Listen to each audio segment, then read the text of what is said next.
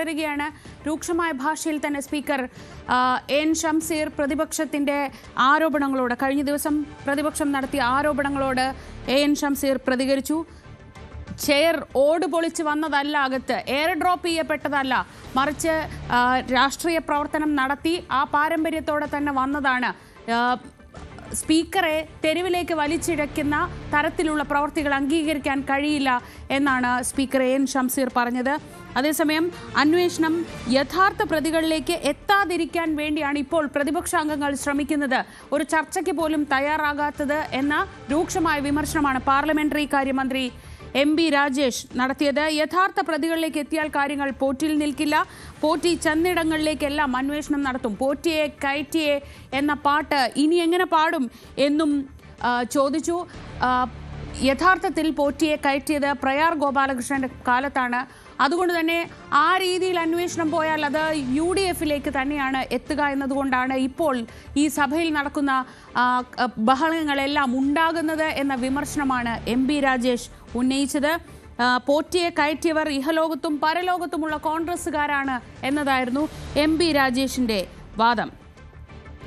നിസ്സാര കാര്യങ്ങൾക്ക് CBI അന്വേഷണം ആവശ്യപ്പെടുന്നത് നല്ലതല്ല. പ്രതിപക്ഷ നേതാവിനോടും കൂട്ടാളിയായ BJP പ്രസിഡന്റിനോടുമാണ് ഇന്നലെ ഹൈക്കോടതി ഇത്തരം പരാമർശങ്ങൾ നടത്തിയത്. സ്വാഭാവിക ജാമ്യം ലഭിച്ചതുകൊണ്ട് ഒരു പ്രതിയും രക്ഷപ്പെടില്ല എന്ന് ഇന്നലെ പറഞ്ഞത് ദേവസ്വം ബെഞ്ചാണ്. അതിനും മുകളിലാണ് താനെന്ന് പ്രതിപക്ഷ നേതാവ് പറയുന്നു എന്നതായിരുന്നു എം ബി രാജേഷിന്റെ ആരോപണം. ധൃതി പിടിച്ച് കുറ്റപത്രം സമർപ്പിക്കാൻ കഴിയില്ലെന്ന് ഇന്നലെ കോടതികൾ പറഞ്ഞു. യഥാർത്ഥ പ്രതികൾ രക്ഷപ്പെടണം, അങ്ങനെ വേഗത്തിൽ കുറ്റപത്രമൊക്കെ സമർപ്പിച്ച് യഥാർത്ഥ പ്രതികൾ രക്ഷപ്പെടണം എന്നതാണ് പ്രതിപക്ഷത്തിന്റെ താല്പര്യം എന്നതായിരുന്നു എം ബി രാജേഷിന്റെ വാദം. ഇപ്പോൾ VV അരുൺ സഭയിൽ നിന്ന്, അരുൺ കഴിഞ്ഞ ദിവസങ്ങളിൽ കണ്ടതിന് വളരെ സമാനമായ ദൃശ്യങ്ങൾ തന്നെയായിരുന്നു ഇന്നും ഇപ്പോൾ നിയമസഭയിൽ കണ്ടത്. ചോദ്യോത്തരവേള റദ്ദാക്കി, നടപടിക്രമങ്ങൾ വെട്ടിച്ചുരുക്കി സഭ മുന്നോട്ട് പോകുന്നതാണ് കാണുന്നത്.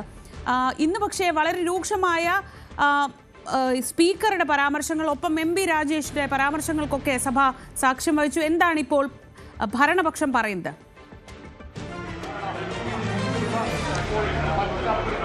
സഭയ്ക്ക് പുറത്തു തന്നെ പ്രതിപക്ഷത്തിന്റെ പ്രതിഷേധം തുടങ്ങിയിരുന്നു. MLA-മാർ പ്രതിപക്ഷ നേതാവിന്റെ നേതൃത്വത്തിൽ മാർച്ചായാണ് സഭയ്ക്കുള്ളിലേക്ക് വന്നത്. അതിനുശേഷം സഭയ്ക്കുള്ളിലെത്തിയപ്പോഴും കഴിഞ്ഞ 3 ദിവസങ്ങൾ സ്വീകരിച്ച സമാനമായ നിലപാട് പ്രതിപക്ഷ നേതാവ് സ്വീകരിച്ചു. ഒരു കാരണവശാലും സഭാ നടപടികളുമായി സഹകരിക്കാൻ കഴിയില്ല. സ്വർണ്ണക്കൊള്ള, ശബരിമല സ്വർണ്ണക്കൊള്ള കേസ് അട്ടിമറിക്കപ്പെടുകയാണ്.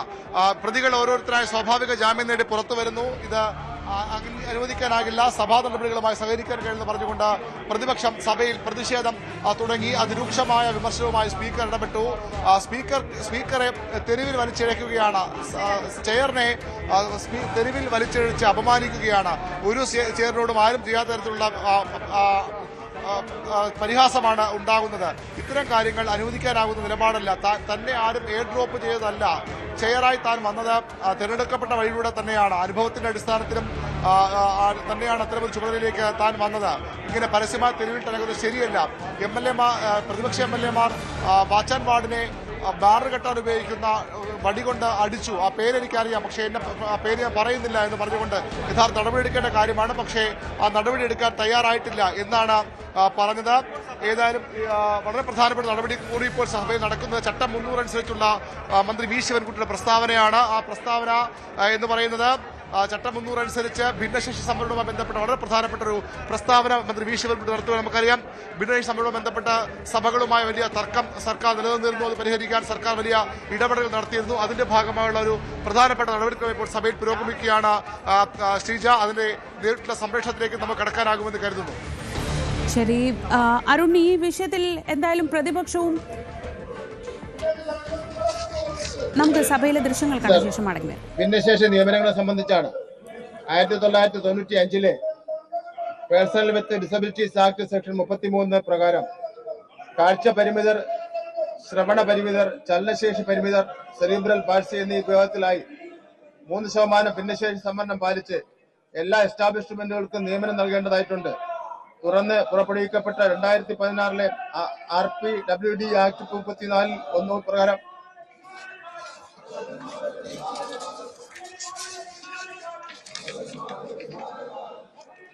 ഓരോ ഗ്രൂപ്പ് ഓഫ് തസ്തികളുടെയും കേഡർ സ്ട്രെങ്തനിങ്ങിന്റെ ആകെയുള്ള ഒഴിവുകളിൽ 4% കുറയാത്ത ഒഴിവുകളിൽ ഭിന്നശേഷിക്കാർക്ക് സംവരണം നൽകി നിയമനം നടത്തേണ്ടതായിട്ടുണ്ട്. പ്രസ്തുത ആക്ടിലെ നിർദ്ദേശങ്ങൾ അനുസരിച്ച് സംസ്ഥാനത്തെ സർക്കാർ സ്കൂളുകളിൽ ഭിന്നശേഷി വിഭാഗക്കാർക്ക് 96 ഫെബ്രുവരി മാസം 15 മുതൽ 3% സംവരണവും തുടർന്ന് 2017 ഏപ്രിൽ 19 മുതൽ 4% സംവരണവും നൽകി PSC വഴി നിയമനം നടത്തിവരുന്നു. മുകളിൽ പറഞ്ഞ നിയമനത്തിന്റെ അടിസ്ഥാനത്തിൽ ഭിന്നശേഷിക്കാർക്ക് എയ്ഡഡ് സ്കൂളിൽ നിയമനത്തിൽ സംവരണം നൽകുന്നതിനായി 2018 നവംബർ മാസം 18 സർക്കാർ ഉത്തരവ് പുറപ്പെടുവിക്കുകയുണ്ടായി. ബഹുമാനപ്പെട്ട ഹൈക്കോടതി സിംഗിൾ ബെഞ്ച് മേൽ സർക്കാർ ഉത്തരവിലെ വ്യവസ്ഥകൾ കേസിലെ വിധിപ്രകാരം ശരിവച്ചതിനെ തുടർന്ന് അതിനെതിരെ ചില സ്കൂൾ മാനേജർമാർ ഫയൽ ചെയ്ത റിട്ട് അപ്പീൽ തള്ളിക്കൊണ്ട് സിംഗിൾ ബെഞ്ച് വിധി ഡിവിഷൻ ബെഞ്ച് ശരിവെച്ച് ഉത്തരവ് പുറപ്പെടുവിച്ചു. പ്രസ്തുത വിധിക്കെതിരെ ഏതാനും മാനേജർമാർ ബഹുമാനപ്പെട്ട സുപ്രീം കോടതിയിൽ SLP ഫയൽ ചെയ്തെങ്കിലും അത് നിലനിൽക്കില്ല എന്ന് ബോധ്യമായതിനാൽ ബഹുമാനപ്പെട്ട ഹൈക്കോടതിയുടെ വിധി പാലിച്ചു കൊള്ളാമെന്ന് സമ്മതിച്ചുകൊണ്ട് SLP പിൻവലിക്കുവാൻ ബഹുമാനപ്പെട്ട സുപ്രീം കോടതി സമ്മതം അറിയിച്ചതിന്റെ അടിസ്ഥാനത്തിൽ 2021 5 SLP പിൻവലിച്ചു.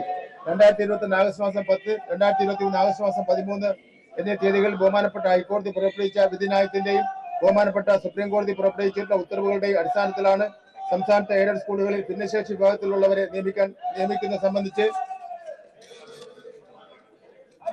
തീരുമാനമായിട്ടുള്ളത്. മറ്റ് ജനറൽ കാറ്റഗറിയിലെ ജീവനക്കാരുടെ നിയമന അംഗീകാരം സംബന്ധിച്ചും സർക്കാർ തുടർ മാർഗനിർദ്ദേശങ്ങൾ പുറപ്പെടുവിച്ചത്. ഭിന്നശേഷി വിഭാഗത്തിലുള്ള ഉദ്യോഗാർത്ഥികളുടെ നിയമനങ്ങൾക്ക് ആക്ട് പ്രകാരമുള്ള മുൻഗണനാ ക്രമം ചുവടെ ചേർക്കുന്നു. ചാപ്റ്റർ 4 സെക്ഷൻ 34 പ്രകാരം A കാഴ്ച പരിമിതർ, B കേൾവി പരിമിതർ, C സെറിബ്രൽ പാൾസി ഉയരക്കുറവ് രോഗം, കുഷ്ഠരോഗം മാറിയവർ, ആസിഡ് ആക്രമണത്തിന്റെ ഇരകൾ, ജനിതക പേശി രോഗങ്ങളുള്ളവർ തുടങ്ങിയവർ അനുഭവിക്കുന്ന ചലന വൈകല്യം, ഓട്ടിസം, ബൗദ്ധിക വൈകല്യം, പഠന വൈകല്യം, സവിശേഷ പഠന വൈകല്യം, മാനസിക രോഗം, ഓരോ ഭിന്നശേഷിക്കുമായി മാറ്റിവെച്ചിരിക്കുന്ന തസ്തികകൾ വകുപ്പ് A മുതൽ D വരെയുള്ളവർക്ക് ബഹുവൈകല്യങ്ങൾ, ഇതിൽ കാഴ്ച പരിമിതരും കേൾവി പരിമിതരും ഉൾപ്പെടുകയാണ്. 2016 RPWD ആക്ട് ചാപ്റ്റർ 4 സെക്ഷൻ 34 2 പ്രകാരം ഭിന്നശേഷി വിഭാഗത്തിലെ മേൽപ്പറഞ്ഞ 5 കാറ്റഗറിയിൽപ്പെട്ട ഏതെങ്കിലും വിഭാഗത്തിന് നൽകേണ്ട തസ്തികയിൽ ആ വിഭാഗത്തിന്മേലുള്ള ആൾ ലഭ്യമല്ലെങ്കിൽ പ്രസ്തുത തസ്തിക ആ റിക്രൂട്ട്മെന്റ് വർഷം മുഴുവൻ ഒഴിച്ചിടുകയും അടുത്ത റിക്രൂട്ട്മെന്റ് വർഷം ഭിന്നശേഷിയിലെ മറ്റ് കാറ്റഗറിയിൽ പെട്ട ആളിനെ നിയമിക്കപ്പെടേണ്ടതും പ്രസ്തുത കാറ്റഗറിയിലും ആൾ ലഭ്യമല്ലാത്ത വരുമ്പോൾ മാത്രമേ ഓപ്പൺ ജനറൽ കാറ്റഗറിയിൽ നിന്നും ഉദ്യോഗാർത്ഥികളെ നിയമിക്കാൻ കഴിയുകയുള്ളൂ. സാർ, ഭിന്നശേഷി സംവരണം പാലിക്കുന്നതിനായി പൊതുവിദ്യാഭ്യാസ വകുപ്പിലെ എയ്ഡഡ് സ്കൂളുകളിലെ ആകെ തസ്തികകളെ കാറ്റഗറികളായി തിരിച്ചിട്ടുണ്ട്. 1 primary, 2 secondary, 3 non teaching, 4 higher secondary senior, 5 higher secondary junior, 6 vocational higher secondary senior, vocational higher secondary junior. Sir, സംസ്ഥാനത്തെ ഓരോ എയ്ഡഡ് സ്കൂളുകളിലും ഭിന്നശേഷി നിയമനം പൂർണ്ണമായും പാലിക്കപ്പെടുന്നതുവരെ 2018 നവംബർ മാസം 18 2021 നവംബർ മാസം 8 ഇടയിലെ ഒഴിവുകളിൽ നിയമിക്കപ്പെട്ട ജീവനക്കാർക്ക് ശമ്പള സ്കെയിലിൽ പ്രൊവിഷണലായും 2021 നവംബർ 8 ശേഷം ഉണ്ടായ ഒഴിവുകളിൽ നിയമിക്കപ്പെട്ടവർക്ക് ദിവസവേതന അടിസ്ഥാനത്തിലും നിയമനം നൽകുന്നതിനുമാണ് ബഹുമാനപ്പെട്ട കോടതി നിർദ്ദേശിച്ചത്. ഭിന്നശേഷി നിയമനം പൂർണ്ണമായും പാലിക്കപ്പെടുന്ന മാനേജ്മെന്റുകളുടെ കീഴിലാണ് സ്കൂളുകളിൽ മേൽ പരാമർശിച്ച നിയമനങ്ങൾ ക്രമീകരിക്കുവാനും ബഹുമാനപ്പെട്ട കോടതി നിർദ്ദേശിച്ചു.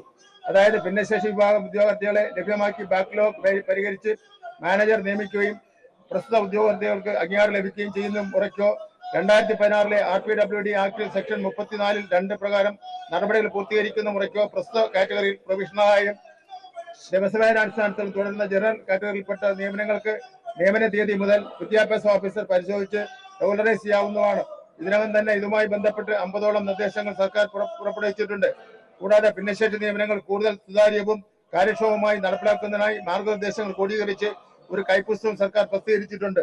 സാർ, സംസ്ഥാനത്തെ എയ്ഡഡ് സ്കൂളുകളിലെ ഭിന്നശേഷി സംവരണ നിയമനം സമയബന്ധമായി പൂർത്തീകരിക്കുന്നതിനായി ബഹുമാനപ്പെട്ട സുപ്രീം കോടതി ഒക്ടോബർ 30 ഇടക്കാല ഉത്തരവിലെ അടിസ്ഥാനത്തിൽ സംസ്ഥാന ജില്ലാതല സമിതികൾ രൂപീകരിച്ച് 2025 മാർച്ച് 24 സർക്കാർ ഉത്തരവിറക്കിയിരുന്നു. സാർ, ഇതിന്റെ ഭാഗമായി സെക്കൻഡറി തലം വരെയുള്ള ജില്ലാ സമിതികളുടെ തെരഞ്ഞെടുപ്പ് നടപടികൾ പൂർത്തീകരിച്ചിട്ടുണ്ട്. സാർ, ജില്ലാ സമിതികൾ നിലവിൽ വരുന്നതിന് മുൻപ് തന്നെ എംപ്ലോയ്മെന്റ് എക്സ്ചേഞ്ച് മുഖേനയും മാനേജർമാർ നേരിട്ടും 1500ഓളം ഭിന്നശേഷി വിഭാഗത്തിൽപ്പെട്ടവർക്ക് നിയമനം നൽകിക്കഴിഞ്ഞു. ജില്ലാ സമിതികൾ മുഖേനയുള്ള ആദ്യഘട്ടത്തിൽ റാങ്ക് ലിസ്റ്റിൽ ഉൾപ്പെടുത്തിയിട്ടുള്ള ഭിന്നശേഷി വിഭാഗത്തിൽപ്പെട്ട യോഗ്യരായ 431 ഉദ്യോഗാർത്ഥികൾക്ക് കൂടി 2026 ജനുവരി മാസം 24 നിയമന ശുപാർശ നൽകി. അവശേഷിക്കുന്ന ഒഴിവുകൾ നികത്താനായി ഉടൻ തന്നെ തെരഞ്ഞെടുപ്പ് പ്രക്രിയ നടത്തുന്നതാണ്.